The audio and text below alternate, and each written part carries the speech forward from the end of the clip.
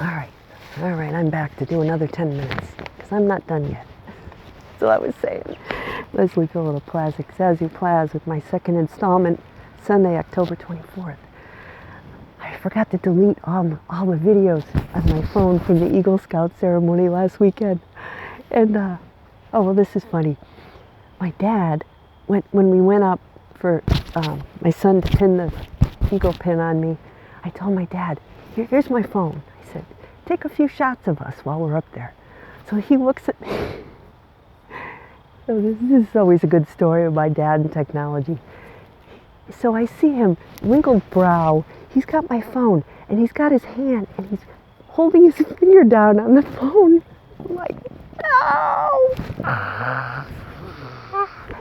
You know, the scream. So then, later, I'm looking at my photos, and I'm like, my dad took 84 photos of me with my tag sticking out. Stop getting my pin with my back to the audience, as if adding insult to injury, as if it weren't bad enough that unfortunate thing had to happen. My dad also figured out how to do the multiple photo thing, which I've never done. I don't know. He thinks like the phone is a camera, an old-fashioned camera that you have to hold the button down instead of like, boop. He goes, ugh. Any of you out there who are dealing with the older generation, I spent a good part of last week trying to figure out how to go into my dad's old cell phones that he gave me so that I can give them away for the electronics take-back recycling day. I had to get all of his phone numbers and stuff out of there because he didn't do it. So he gives me his password, which is ridiculous. Even somebody's grandma could figure it out. Somebody's 95-year-old grandma could figure out his password. So I'm like, really, Dad? Really? I could have thought of that. You know, my 89-year-old aunt could have thought of it. But anyway, it's not gonna be an issue anymore because he's not even gonna use it. So what I wanted to talk about though is, I did the reading, saw the readings today, and it was about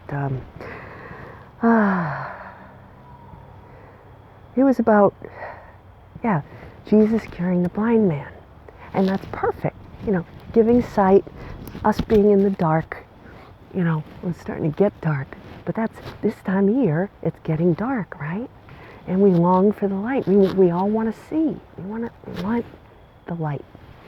And, also, I'm going for an eye checkup this week. So that all kind of ties in, doesn't it? With the little, what are you afraid of? And growing up, I always wore glasses, and my parents always put an emphasis on dental health and vision, but I like to look at it in terms of,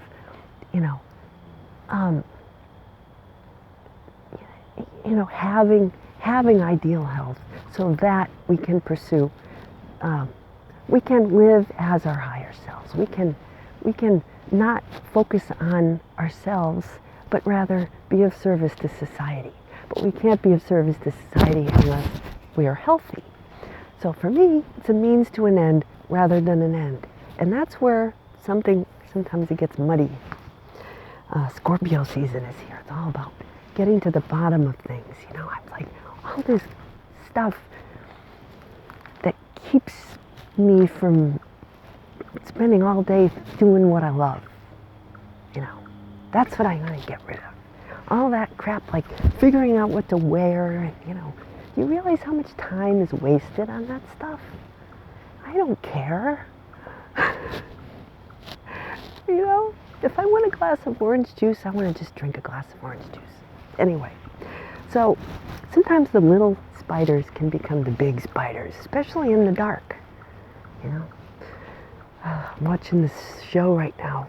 Well, mostly all horror kind of movies are about that, right? in the dark, we can get scared. You know, when you don't see, if you close your eyes, don't you notice a lot more sounds and a lot more feelings, right? Your other senses take over. Sometimes if we rely too much on our sight, we can miss stuff, you know? This time of year, it's beautiful to watch the trees changing, right? The colors. People come from all over to New England for just these things, you know, that I can just walk out my back door and here I am here. But you think about the whole trick or treat thing, right?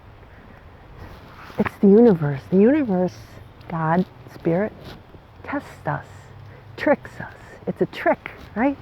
Sometimes what we see, it's Neptunian, it's foggy. You know, is that what we're really seeing? You know, sometimes you can go for an eye exam, you read the chart, you're like, oh wait, you know, I didn't see that number last time. Now I can see it, right, on the chart, because I got better glasses. Or, you know, she cranked up, it's like better now.